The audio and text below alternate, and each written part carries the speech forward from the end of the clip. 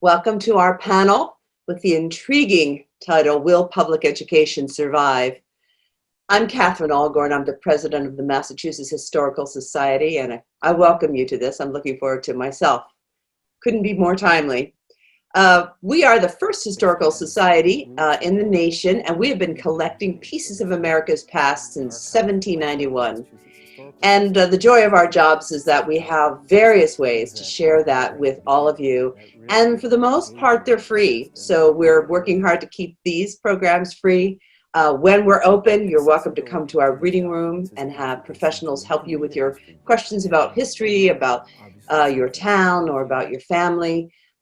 We provide free teacher trainings and everything we try to do for free. So this is the part where I encourage you to go onto our website, which is masthis.org, and of course encourage you, while you're exploring it, to click on the little support button.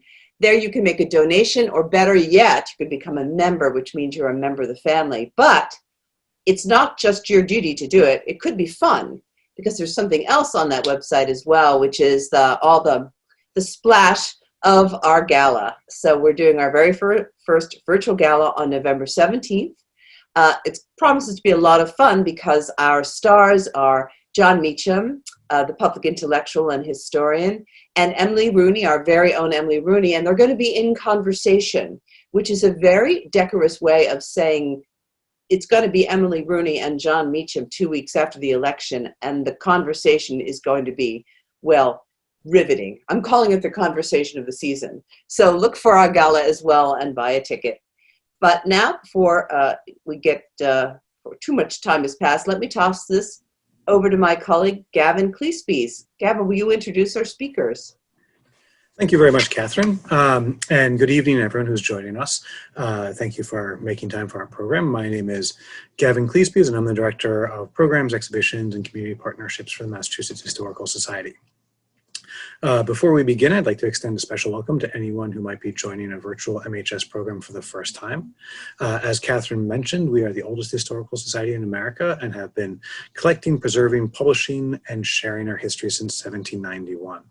We have a very active program schedule with at least one public event every week from now until the middle of December. Tonight we'll have a great conversation. We are joined by Katherine Stewart and Diane Ravitch, who will discuss the confluence of efforts towards privatization and the rise of religious nationalism, and how this has disrupted and continues to threaten the future of public education in America. Ms. Stewart and Ms. Ravitch approach this topic from different areas of study. Katherine Stewart is a journalist and author who often writes about issues related to the separation of church and state. Her most recent book is The Power of Worshippers: Inside the Dangerous Rise of Religious Nationalism. Her writing has been published in the New York Times, The Guardian, The American Prospect, Reuters, The Atlantic, Newsweek, and Rolling Stone, to name a few. Diane Ravitch is a research professor of education at New York University and a historian of education. She is the author of 13 books and over 500 articles and reviews. Her blog has received over 36 million hits, so she's quite popular. She received her BA from Wellesley College and her PhD from Columbia University. So Katherine, I think you're going to kick it off, so if you would like to start your camera. Thank you so much, Gavin, and thank you, Sarah and Katherine and the Massachusetts Historical Society, and of course, thanks to my co-panelist, Diane Ravitch. I'm honored to be in conversation with you today. I'd also like to thank all of you out there who are joining us for this event. It's a difficult time for us all, and I appreciate you taking time out of your day to tune in. As you are all aware, public schools and districts are facing unprecedented challenges. Not only has the pandemic underscored the inequities in our school system, but those inequities are intensified by the priorities of the Trump administration and Betsy DeVos, foremost among them, inequitable allocation of pandemic aid. So let's talk about that a little bit. Amidst budget shortfalls, public schools and districts are struggling to provide a very basic education to the 90% of American children who attend them. Meanwhile, the total amount of Paycheck Protection Program loans given to private and religious schools was as much as $6.47 billion, or about half as much as the total for all schools under the Corona Aid, Relief, and Economic CARES Act, and Security Act, or CARES Act, even though private and religious schools educate only 10% of the nation's school children. But that's only one part of what I would call the great public school bailout of 2020. Great private school bailout of 2020. Trump's Secretary of Education, Betsy DeVos, stuffed a provision in the CARES Act for what was called equitable services to send another $1.35 billion, which might have otherwise gone to public schools, over to private schools. And she's also tried to give them a cut of the $3 billion Governor Emergency Education Relief Fund. The Trump administration's priorities here are absolutely clear. There was extra funding for private and religious schools, while traditional public schools are being asked to do more with less money and no meaningful guidance. Even charter schools were counted as private schools and made eligible for PPP money, then also allowed to claim a portion of the CARES Act money, which was allocated for public schools. And we can look at the aid and analyze it, public versus private and religious students, in some stark dollar numbers. Public school students merited something between $200 and $300 apiece in extra pandemic-related funding. Kids attending the right private schools are worth between $5,000 and $10,000 in funding, in extra funding. That is, the allocation of funds is pretty stark. Some of the most well-resourced private schools received between $5 and $10 million in pandemic-related funding, while the public schools are struggling. Danielle Domenech, executive director of the School Superintendents Association, described DeVos' efforts to divert CARES money to private schools as an opportunistic money grab using the pandemic environment to advance the privatization agenda. The NAACP called this practice as immoral as it is illegal. Now let's remember that many of the private schools getting PPP money are already receiving substantial amounts of taxpayer funds through voucher programs, and that flow is poised to dramatically increase thanks to the Supreme Court's decision in Espinoza versus Department Montana of Revenue, which barred Montana from excluding religious schools from a program that directs taxpayer funds to private schools through tuition grants, private and religious schools. So in a certain sense, some private and religious schools are starting to be treated like public schools, taxpayer funded, only with much more money and fewer restrictions on who and what, who they must serve and how they must teach, and much less public oversight. So what is this really about? The Trump administration's grotesque efforts to take money out of the schools that educate the overwhelming majority of American children in order to subsidize the disproportionately wealthy percentage of children who attend private schools, as well as fund religious schools. This should make the blood boil. And yet this is much more than another story about waste and corruption. In large part, it is about the rising influence of the religious right as a political force and its unprecedented power in the era of Trump. We often think of the religious right as a cultural movement focused on issues like same-sex marriage and abortion. In fact, it is a political movement that wants power. It is not just about these culture war issues. It is preoccupied with a range of domestic, economic, and foreign policy positions, and the movement has long set its sights on public education. Much of the activity of movement activists is in the realm of education and is aimed at weakening public education. The end goal is to destroy public education as we know it. The hostility to public education draws back at least to the birth of the modern conservative movement, when opponents of the New Deal welded free market economics onto what they saw as a Bible-based hostility to the secular democratic state. Today's inheritors of that tradition often refer to public schools as government schools, and they couch their effort to diminish public education as school choice. But while the word choice optimistically suggest many good things, the opportunity for improvement and customization. Among this particular cohort, the rhetoric of government schools has as much to do with religious fundamentalism as it does economic libertarianism. We owe the currency of the phrase to the likes of Tony Perkins of the Family Research Council. It's a leading religious right policy group that was bankrolled in its early years by the DeVos family. In response to the Supreme Court's ruling allowing same-sex marriage, Perkins accused government schools of indoctrinating children in sexual immorality. The president of the right-wing legal advocacy group Liberty Counsel, which also aims at public education in various ways. Her name is Anita Staver. She couldn't even bring herself to call public schools schools. She preferred instead to bemoan indoctrination camps, government indoctrination camps, she called them, that threaten our nation's very survival.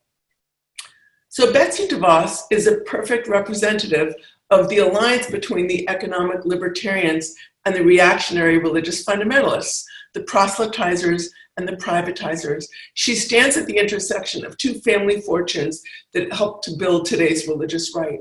Her family and that of her husband donated many tens of millions of dollars to numerous causes and groups on the economic and religious right since the 1970s.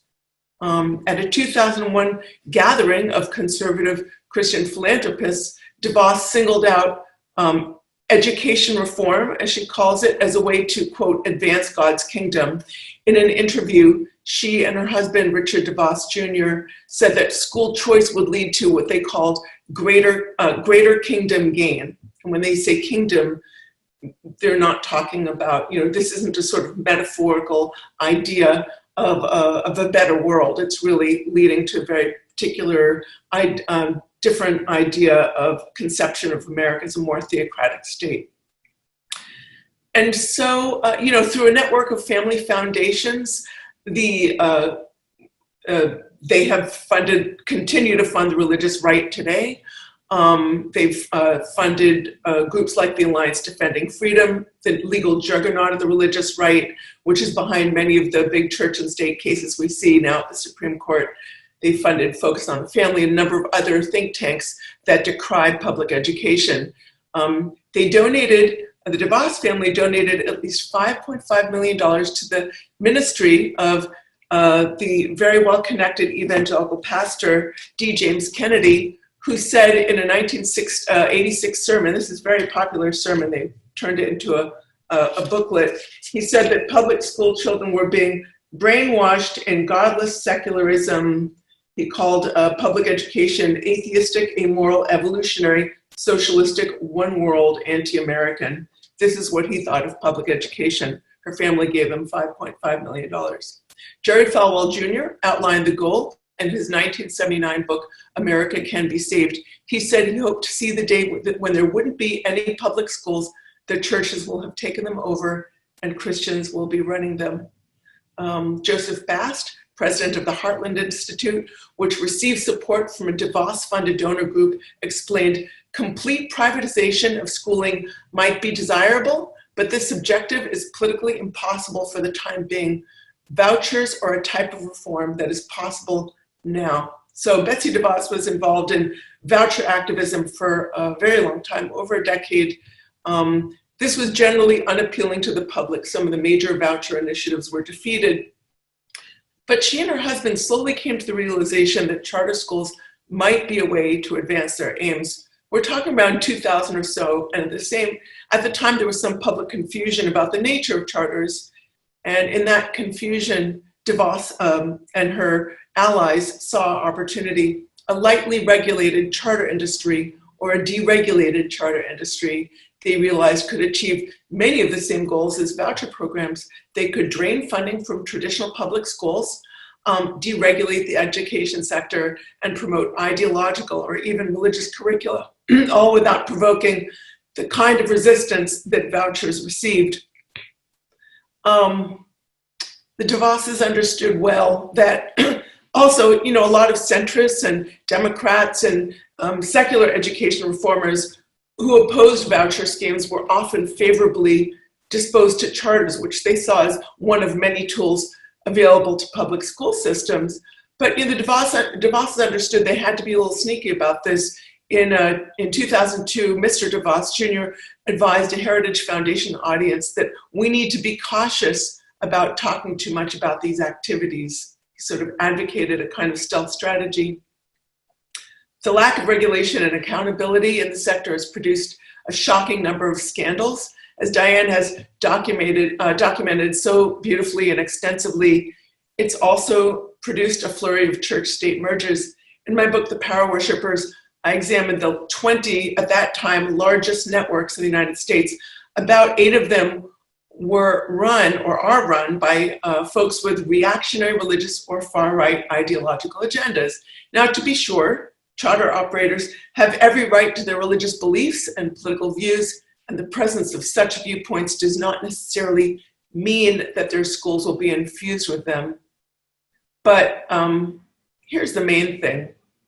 So often subtle methods are used to convey these messages. For one thing, some charter schools often describe themselves as classical academies that aim to teach virtue and our national heritage. The principle of the founders, when you dig into it, it's clear that the heritage in question is a politicized and sectarian version. But here's the thing, DeVos and her army of think tank warriors see school choice as part of an agenda of privatizing major public functions, including what is arguably the most important function of government, education.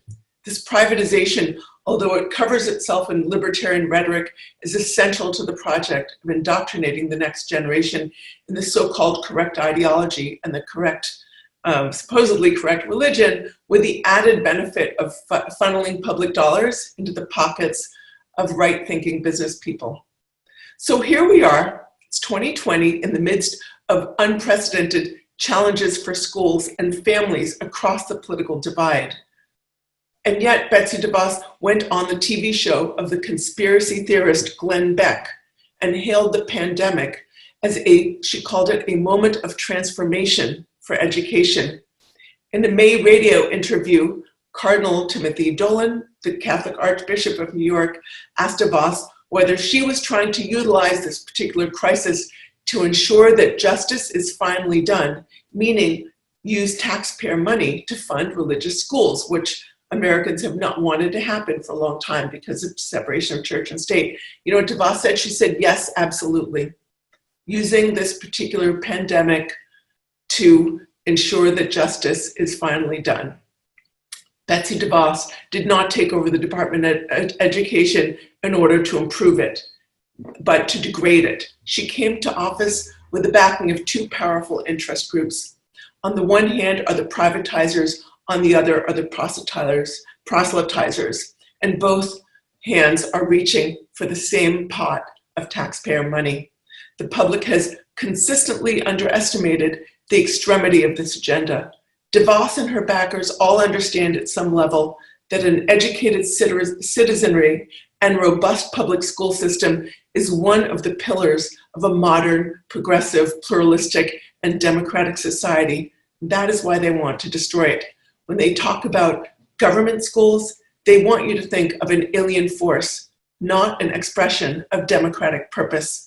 And when they say freedom, they mean freedom from democracy itself. Thank you very much. Good evening. Thank you, Gavin.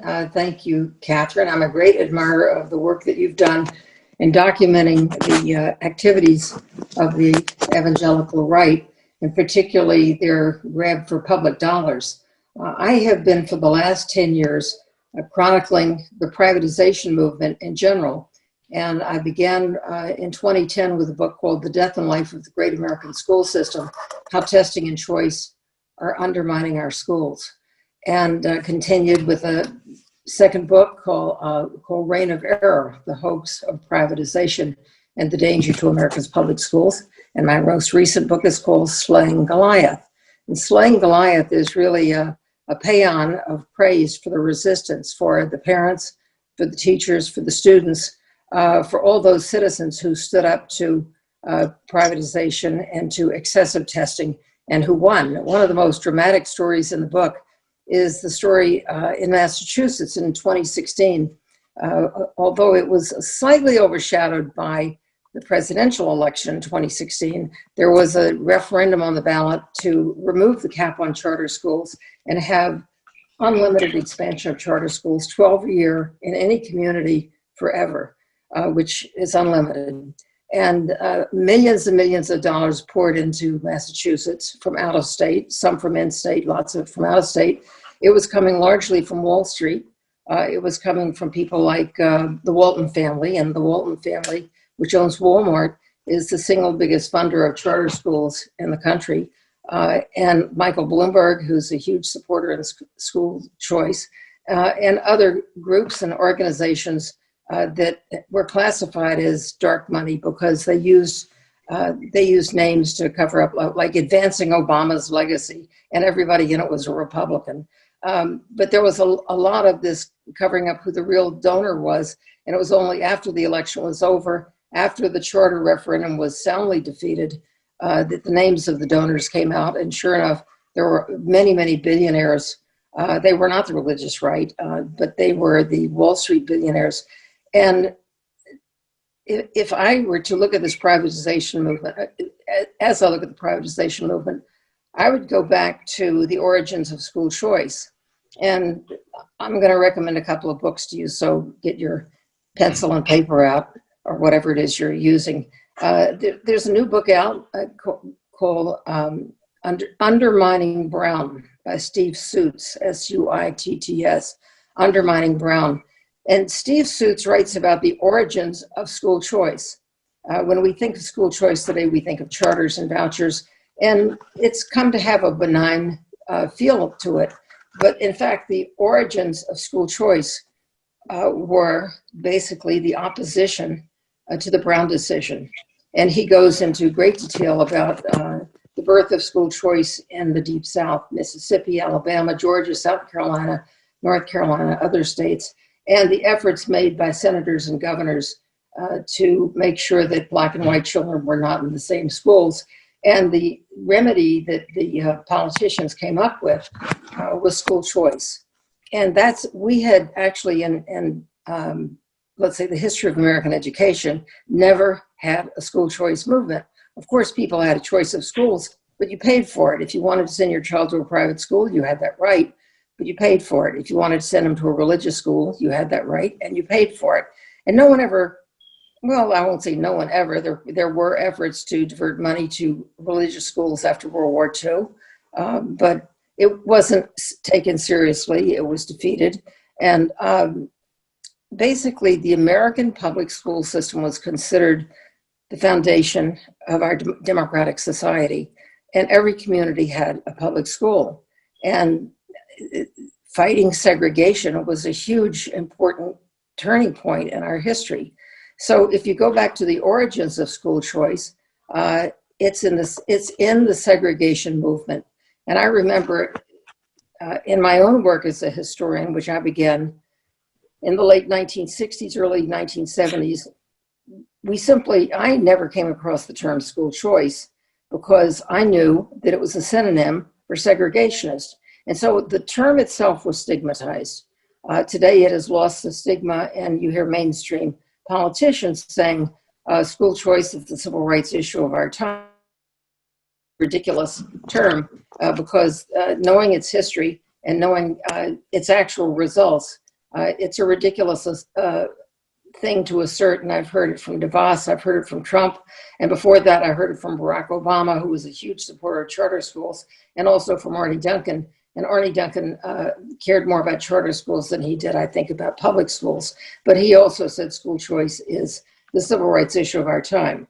I would say that voting rights is the civil rights issue of our time, and freedom from police harassment is the civil rights issue of our time, but not school, certainly not school choice. Massachusetts, of course, is the birthplace of public education, and Horace Mann is the father of the common school.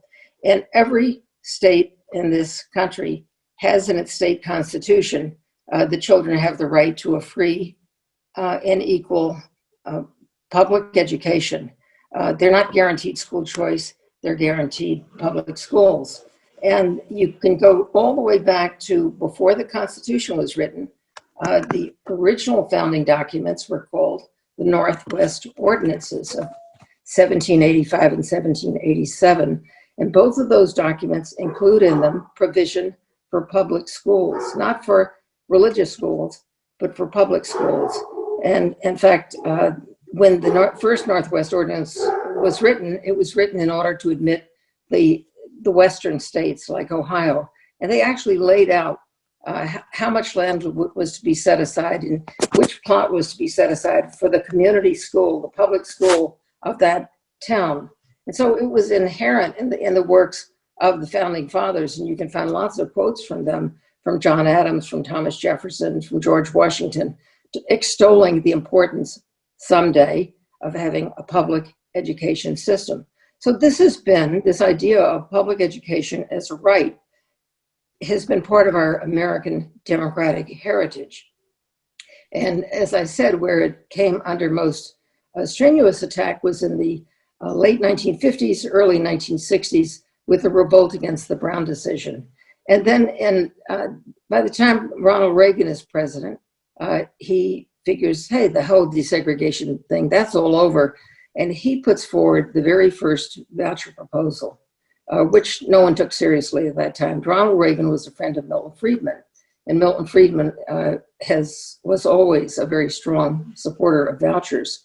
In fact, he wrote a very famous pamphlet in 1955, or an article called "The Role of Government in Education," in which he said everyone should be able to choose their school and take their money with them.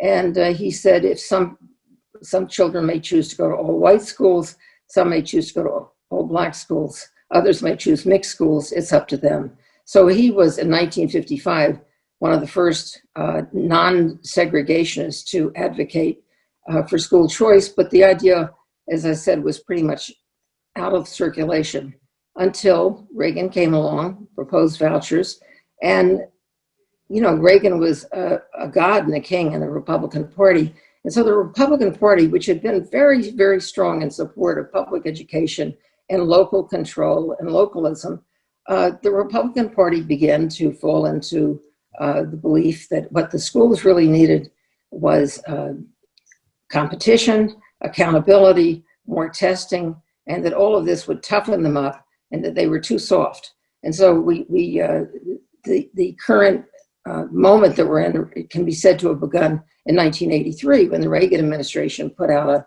a very propagandistic pamphlet called A Nation at Risk, where they said that the public schools were so mediocre and the test scores were so awful, and we did so poorly on international tests that our country was at risk, and that if a foreign power had invaded us and had forced this education system upon us, we would have considered it literally an act of war. So A Nation at Risk set off a great hullabaloo about we have to reform our schools, and all the governors became active, everyone had task forces, and they began talking about setting standards. And from the time of A Nation at Risk, from 83, then George H.W. Bush becomes president, and he wants to be the education president. And so he sets national goals.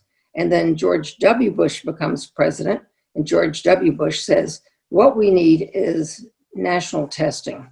Not national, but every state should have tests, and every child should become proficient within 14 years. So the schools now are under the gun, and this perfectionist standard has been created that in 14 years, every child in America, regardless of their home circumstances, of their special education needs, of their language, they will all reach excellence within 14 years. And if they don't, the teachers, the principals, and the schools will be punished. Well, this was a ridiculous act, and many schools were closed. Many teachers were fired. Many principals were fired. This is starting in 2002 when the act took effect. And that was followed up by Arne Duncan and Barack Obama's Race to the Top, which doubled down on No Child Left Behind, and said Arne Duncan had $5 billion to give away, and he said to the states, if you want any part of this $5 billion, you must have more charter schools. You must have common standards, the Common Core. You must. And you must judge teachers by the test scores of their students. And as all of this was happening at the federal level, a lot of very, very wealthy people decided that they wanted to be education reformers. On Wall Street, it became an enormous thing to become part of the charter school movement. And so an organization was formed called Democrats for Education Reform. And DFER, as it's known, is Wall Street hedge fund managers who spread money around to politicians across the country if they support charter schools. And so if you want to get into the politics business and you need Wall Street money, which most people do, you have a good position on charter schools. So what I did in my last book was that I devoted a chapter to describing the money behind the privatization movement. There's very little popular support behind the privatization movement. People actually like their public schools. And, you know, this is not to say that all public schools are great, because they're not. They really do need to be improved. They really do need to be better funded. And there are all kinds of things that they need. But instead of focusing on their needs, what we have instead is an effort to create competition. So we have the charter movement, and there are now something like 6,000 charters. And they are paid for by money taken away from public schools. And about 6% of the kids in America are in charter schools. And then there's the voucher movement, and about 25, 26, or 27 states have created legislation to allow vouchers. And the interesting thing about that, and the vouchers are almost always for religious schools, but the interesting thing about it is that whenever vouchers are put to a vote by the state, they go down overwhelmingly. The most recent voucher referendum was in Arizona, which is pretty much a red state. The governor there was supported by the Koch brothers. The voucher referendum was supported by the Koch brothers and by Betsy DeVos. And parents and teachers got together and gathered signatures and got their referendum on the ballot. And the people of Arizona voted down vouchers 65 to 35. And that's typical. I mean, Betsy DeVos tried to get a voucher law in the state of Michigan, and that was voted down by a very similar percentage. Wherever vouchers are put on the ballot with the idea of the public should support religious schools as if they were public schools, the public doesn't like that at all. Jeb Bush put a very sneaky referendum on the ballot in Florida, and he called it not the voucher amendment, he called it the Religious Freedom Amendment. So you had to vote against religious freedom if you wanted to be against vouchers. And 55% of the people of Florida voted against religious freedom, which is really incredible. But the point is, the American people don't want vouchers. They don't want to pay for religious schools. They prefer separation of church and state. And there have been a series of adverse Supreme Court decisions, the most recent one just a few months ago, and Katherine referred to it. It was called the Espinoza versus Montana decision. And now that the court is likely to be 6-3 with people, including 3 people appointed by Trump, it will be heavily stacked in favor of people who will support vouchers. So if public education is going to survive, it will survive because people do not want their children educated in religious schools. And they do support their community schools, their public schools, because they understand the connection between public education and democracy. Thank you. Thank you very much, Diane. And Katherine, we're going to ask you to rejoin us so that we can have a conversation. Great. So I'm sure hearing Diane's talk, you may have some questions or some comments, and we'll let the two of you speak for a few minutes, and then we'll turn to the Q&A. Oh, Diane, I thank you so much for that incredible talk and summary. And there are a couple things that, as you were talking, I was like, you know, that one comment quote that you said about, you know, if this American system of education in our public schools has indeed become such that if it had been done by an enemy, it would have been considered an act of war. That is a quote that comes from this sermon by D. James Kennedy, who was supported to the tune of at least $5.5 million from the family of Betsy DeVos. So that's a really interesting thing. And when I heard Newt Gingrich say this at one point, and I've heard other Republican politicians say, had it been done, done by a foreign enemy, it would have been considered an act of war. That's a kind of dog whistle they're signaling to members of the religious right who know about D. James Kennedy. He's sort of like a very big, figure, important figure. And, you're talking back about the roots of the hostility to public education in opposition to school desegregation. That's absolutely correct. The religious right, in fact, likes to promote this idea that they sort of coalesced around their opposition to abortion. They say it was this grassroots opposition reaction to Roe versus Wade, but actually, that's not quite true. One of the key issues that animated the movement in its earlier days was the fear that racially segregated academies might be deprived of their lucrative tax exemption. Jerry Falwell at the time and many of his fellow white conservative Southern pastors were closely involved with segregated schools and universities. Bob Jones Sr. went so far as to call segregation God's established order. And he referred to desegregationists as satanic propagandists. And so as far as they were concerned, they had the right not just to segregate people, but to demand federal money for the purpose. Let's remember a tax exemption is like a gift from the government. It's a subsidy. So they really coalesced around the fear that the Supreme Court might end tax exemptions for segregated Christian schools. The IRS at the time was starting to look at these schools and say, wait a second, why are we rewarding segregation with a tax exemption? But this young movement they later called themselves the New Right. They were actually, at the time, they were calling themselves the New Right. They knew that a rallying cry like, stop the tax on segregation wasn't really gonna be broadly appealing. It was just so ugly. So there's a kind of fascinating episode that the historian Randall Ballmer has described in great detail, where they went down a laundry list of issues that they thought might unite their movement. Number one, and this was, by the way, 1979, about 6 years after Roe v. Wade. Number one was what they viewed as a threat to the tax privileges of racist academies. They were also upset about the women's rights movement and school prayer. But when they came down to the issue of abortion, it was almost like a light bulb went off. And they're like, that could work. So that's a really interesting part of not only the sort of New Right is a sort of progenitor of the religious right of today. They carry some of the same ideas. They wanted to sort of inspire hyper-conservative counter-revolution. We're seeing the consequences of that in our politics today. Well, Katherine, you remind me that another book I want to recommend is a book by Derek Black. It's called Schoolhouse Burning. And Derek is a constitutional law professor at the University of South Carolina.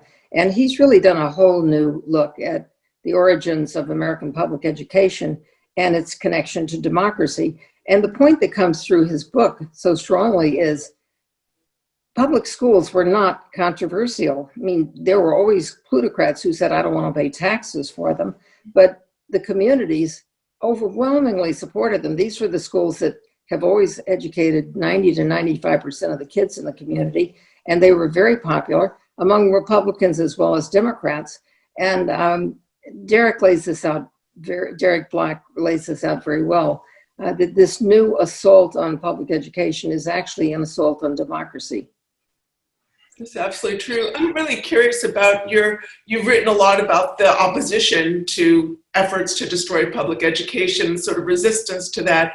I'm wondering if you see regional differences in that. I'm wondering if you see more opposition, more sort of activism in states that have, for instance, like incredibly deregulated charter, a very deregulated charter industry, or in states that where efforts to degrade public education from far-right politicians have been more successful. The places where the privatization movement has made the most gains would be Arizona, and the Koch brothers have invested heavily in Governor Doug Ducey, and Florida.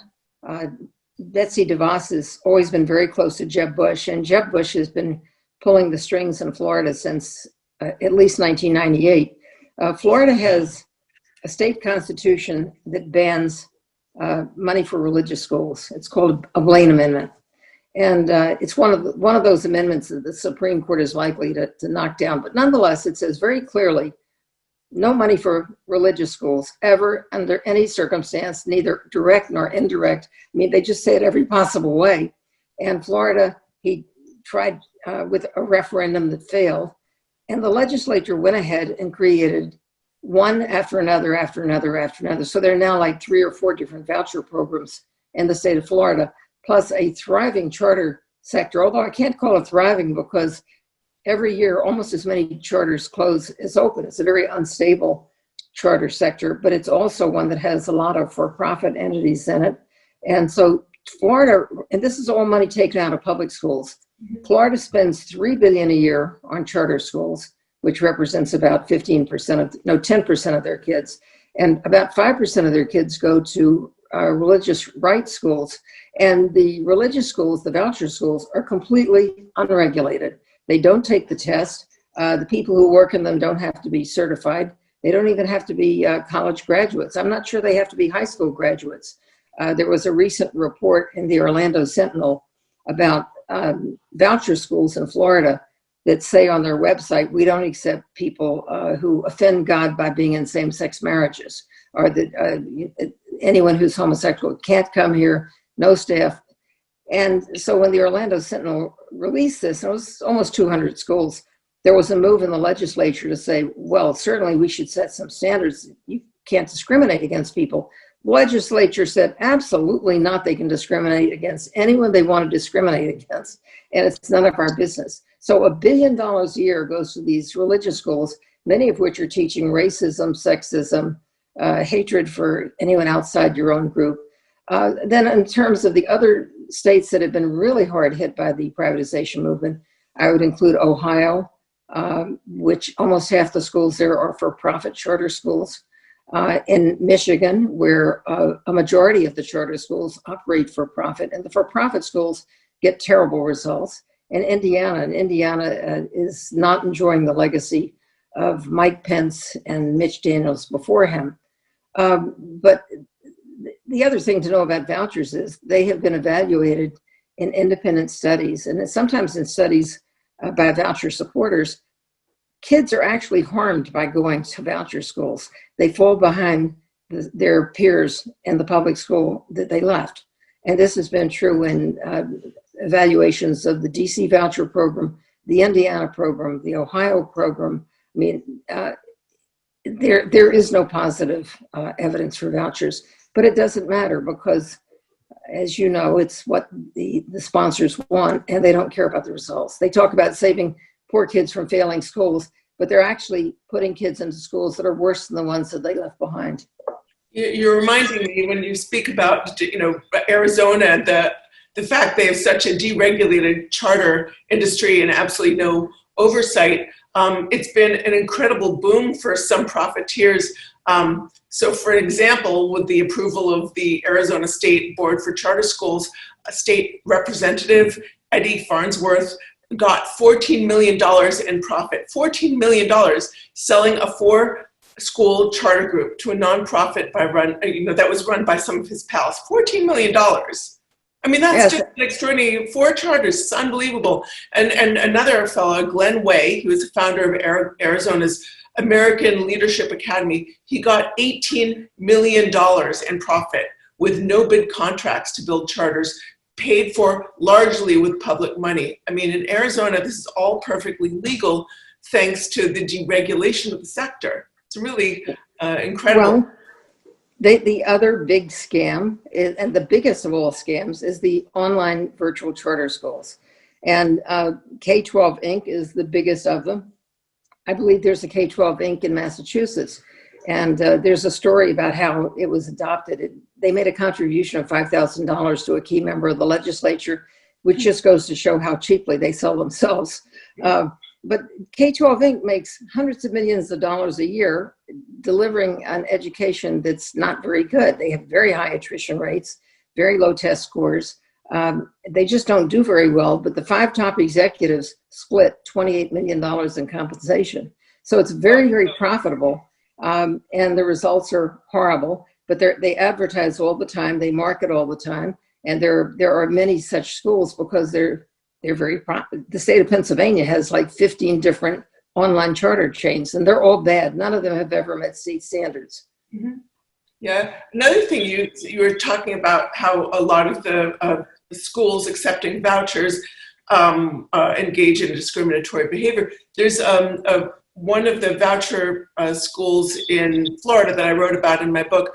Not only did they, group homosexuality with bestiality in their student handbook, they also have a sort of say in their student handbook that a man is to be the head of his family and a woman to be his helpmeet, and she'd better be gracious. I mean, it was like unbelievable, the language that they had. It's like they had this sort of patriarchal gender hierarchy in the student handbook. This is funded by the public and through various means, and they also took, I think, between $1 and $2 million in PPP money. I had to check because I was like, did they get it? Well, I guess they did.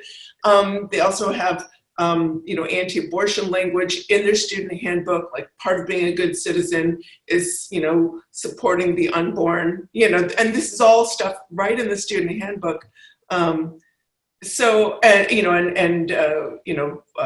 Promotion, or like if you wear a T-shirt that promotes, bisexuality or homosexuality or whatever, could be considered grounds for expulsion.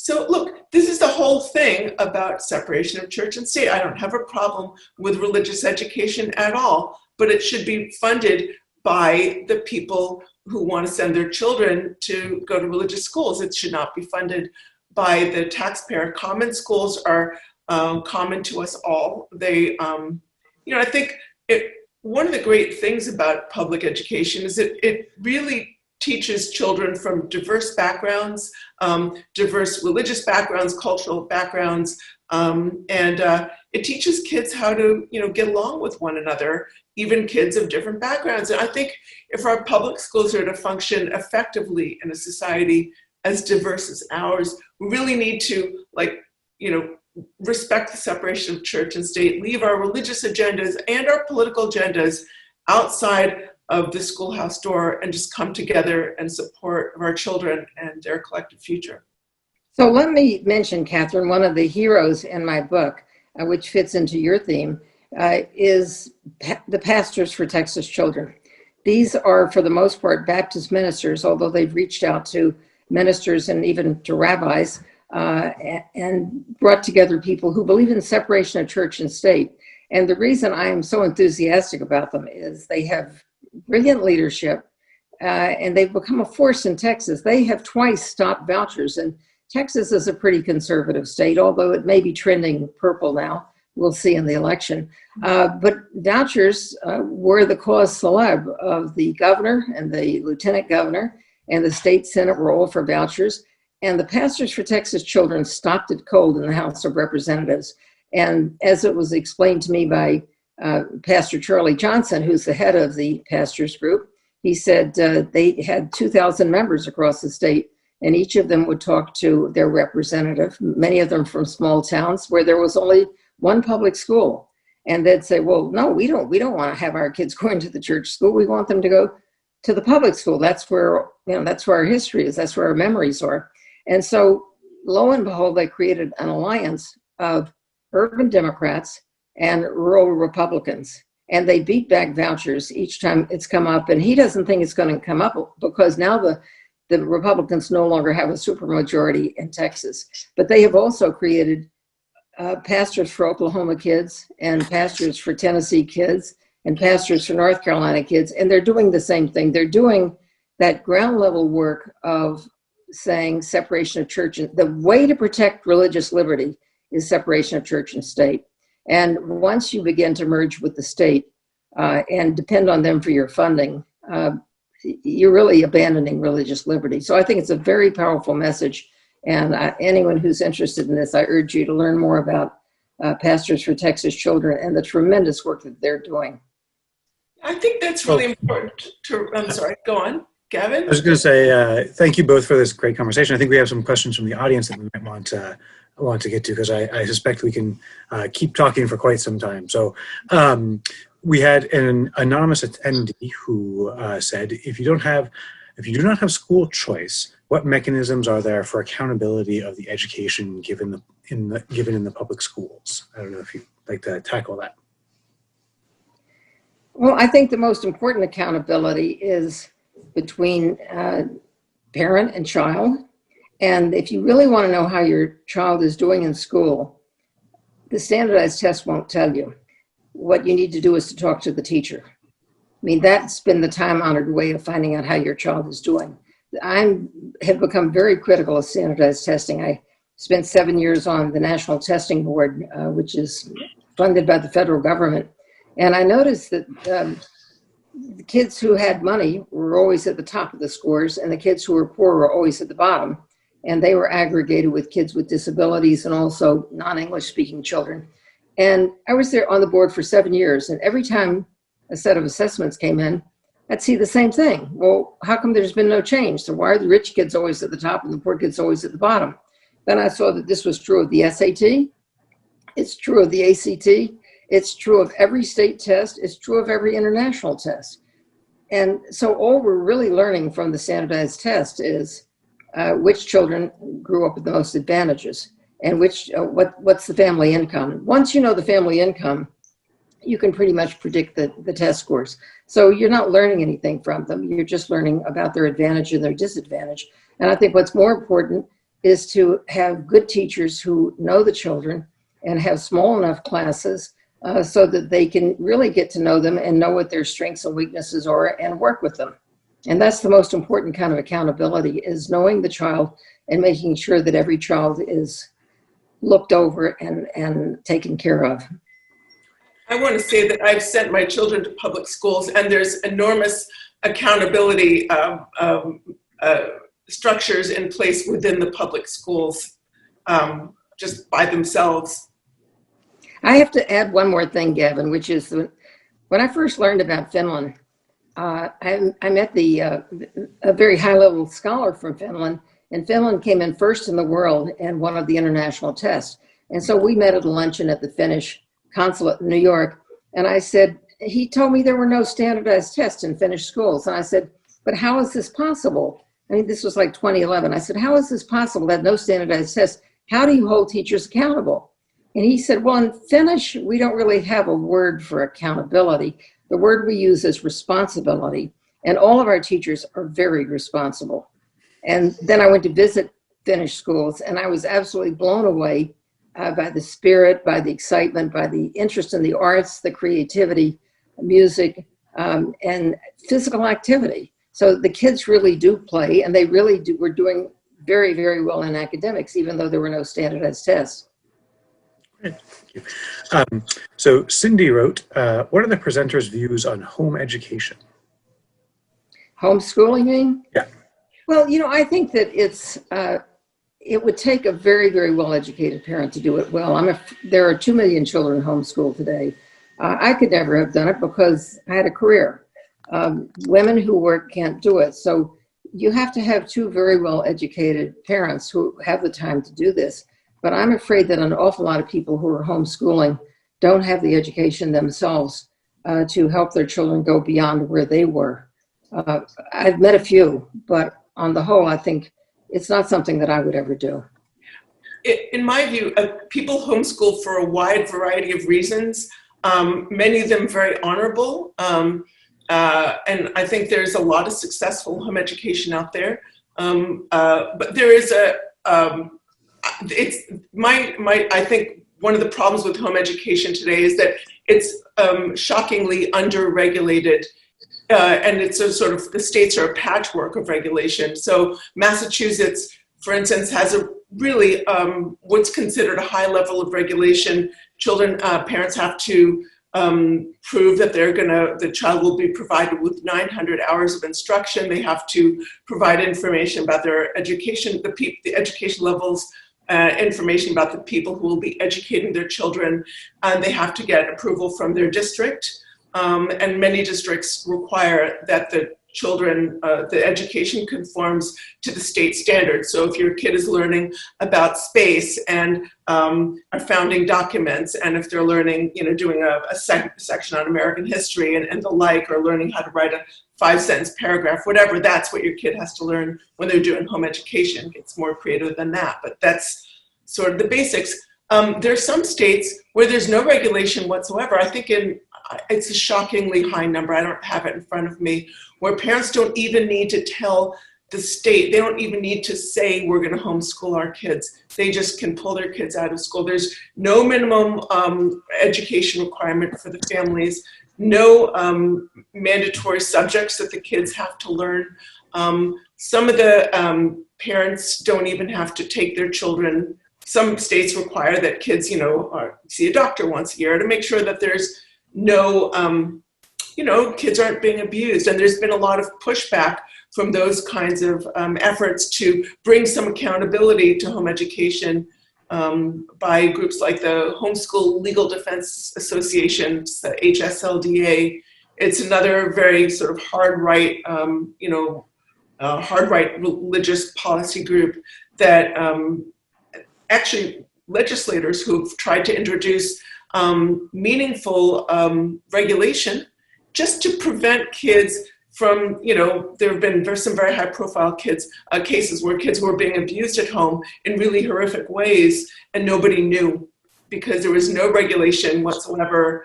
They were just like kids who went missing and then they were, really harmed in very severe ways.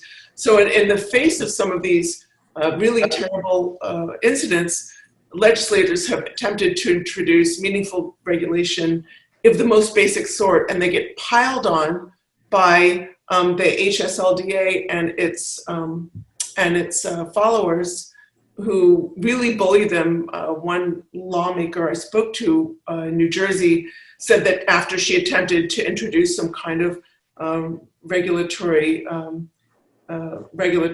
standards, she started to fear for her life. People started following her around. She got absolutely hateful messages. So I think that, the homeschooling ecosystem is diverse. I've met families who do it well and for honorable reasons. But there is a certain segment of the homeschooling world that educates their children at home because they don't want them to be exposed to children of different backgrounds. They want them to be inculcated in very sort of extreme ideologies. And, without any kind of meaningful regulation, there's no way of ensuring that kids are actually receiving an education at all. Actually, the Homeschool Association, and I forget which one of them it is, has been opposed to taking any state funding, any federal funding, because they're afraid that the funding... Yep. We may have lost to regulation. Oh. That's true. I wonder if that's going to change, Diane. I think they're still concerned about the state or federal regulation. And, I was reminded listening to you, Catherine, that there was a family in California, and you may know this story, that was arrested. They had 13 children, and most of them were chained to their beds. And they had, for years, had the kids at home and were beating them and not feeding them. And they told the state that they were being homeschooled. But I'm sure that's totally atypical and that many people have honorable motives. And I've met very successful people who do this. It's just that it's something I would never think of doing myself. So I think we have time for one last question. And Nancy wrote, are there other churches/religious groups advocating for separation of church and state? Generally speaking, Baptist groups do. It's part of their belief system. And also, at least some Jewish groups do. Reformed Jews do. Orthodox Jews have many yeshivas, and they want the money. And going through the money that was handed out through the federal paycheck protection program, I was astonished at the dozens and dozens of yeshivas and also Islamic schools and Catholic schools in New York that collected many, many millions of dollars. But yeah, they want the money. And the Orthodox groups have been very outspoken in their demand for funding by the state or the federal government or anyone. But Reformed Jews have always believed in separation of church and state. I think most American Christians probably support the separation of church and state. I think the sort of most American Christians reject the politics of conquest and division that the sort of religious right of today represents, and understand that separation of church and state is a principle that served our government as well as our religions very well since our nation's founding. You know, applied imperfectly, of course, and lots of variation over time. But I think most Americans sort of agree with the principle of church-state separation. Well, you know, when you see the results of the voucher referenda, which are overwhelmingly against funding religious schools, I think that's a pretty good indicator. But I have to say, Katherine, listening to your discussion earlier, that I was thinking about the United States as a theocracy. And I almost started laughing. I mean, this is not, I mean, it may be that a lot of people go to churches, but we are so diverse that it's hard to imagine how you could ever have a theocracy unless we had worshiped many gods. And I think that a lot of people really get it. We don't want to support, you know, it's fine. Send money to my church, but not to your church. Let's all agree, send money to no one's church. That's sort of the basic understanding. Our country is irreducibly diverse, but in a country where 40 to 50% of people don't bother to turn out to vote, and an additional number have their voting rights suppressed because of race-based gerrymandering or voter suppression and other dirty tricks that we're starting to see, it doesn't take a majority of the population to really change, institute major changes in the way government is run. All it takes is a really empowered, networked, and organized, you know, minority of people. I mean, if you look at what might be happening to our Supreme Court, is that representative, are those viewpoints representative of the vast majority of American people on so many of those issues that they're adjudicating on? I'm not so sure. I mean, I think that you know, if you want to look at like the pure numbers of the most devoted sort of you know, religious rights supporters, people who researchers have identified and call religious nationalists, they only number about, you know, 10% of the population. I think from like a political voting perspective, maybe it's 25 to 30 million people.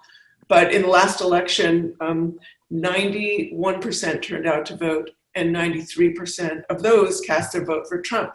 So if you can turn out people in disproportionate numbers, they will have an outsized influence in our politics. And I think that's something that's important to remember. I think it would be a shame if we, you know, should have a sort of pluralistic society and yet a government that is trying to enforce one particular way of being and has is sort of adjudicating the law in accordance to certain ultra-conservative religious principles rather than the Constitution and a sort of reasonable interpretation of the history of jurisprudence.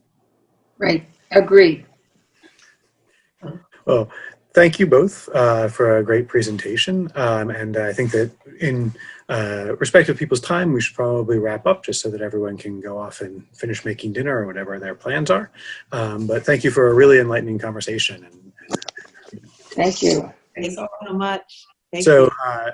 To the audience, let me just let you know that both of our speakers have books that are available, and if you'd like to read more about this, you're certainly encouraged to go out and purchase a copy of these. We also would point out that the Massachusetts Historical Society is a membership and donation-supported institution, so we hope you will support our efforts if you've enjoyed today's program. Thank you, and good evening.